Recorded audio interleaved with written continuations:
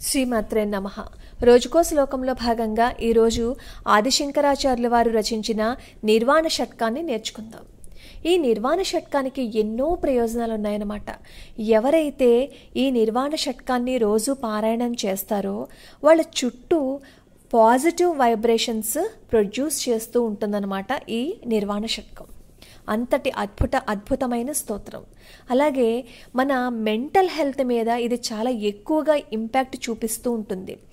ఇప్పుడు మన జీవన శైలి ఎలా ఉంది? ఒత్తిడి, కోపం, విపరీతమైన భావోద్వేగాలు, అలాగే మానసికంగా కృంగిపోవటం, నిరాశ, నిస్పృహ ఇలాంటి ఎన్నో లక్షణాల ద్వారా మనం బాధపడుతూ ఉంటున్నాం కదా. ఇలాంటి లక్షణాల నుంచి సులభంగా బయటపడే మార్గం ఏమిటి అంటే ఈ నిర్వాణ షట్కాన్ని రోజు పారాయణ చేయటం అన్నమాట.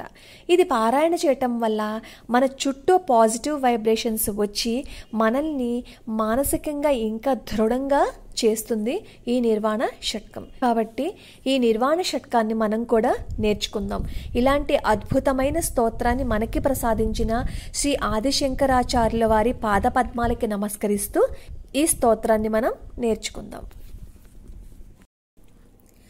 मनोबुद्ध्यहंकार चित्तानि नाहं न च श्रोत्रजिह्वे न च घ्राणनेत्रे न च व्योम भूमिर्न तेजो न वायुः चिदानन्दरूपः शिवोऽहं शिवोऽहम् न च प्राणसंज्ञो न वै पञ्चवायुः न वा सप्तधातुर्न वा पञ्चकोशाः न वाक्पाणिपादं न चोपस्थपायु चिदानन्दरूपः शिवोऽहं शिवोऽहम् न मे द्वेषरागौ न मे लोभमोहौ न मे वै मदो नैव मात्सर्यभावः न धर्मो न चार्थो न कामो न मोक्षः चिदानन्दरूपः शिवोऽहं शिवोऽहम्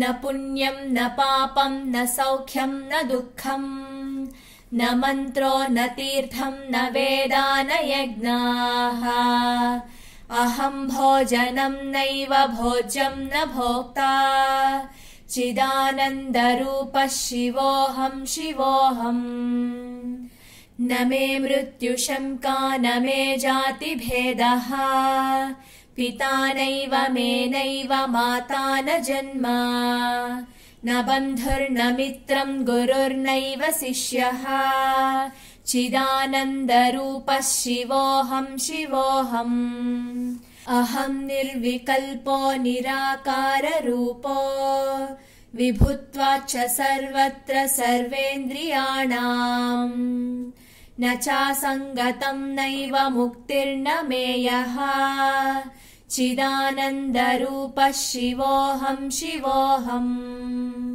इति श्रीमच्छङ्कराचार्य विरचिता निर्वाण षट्कं सम्पूर्णम्।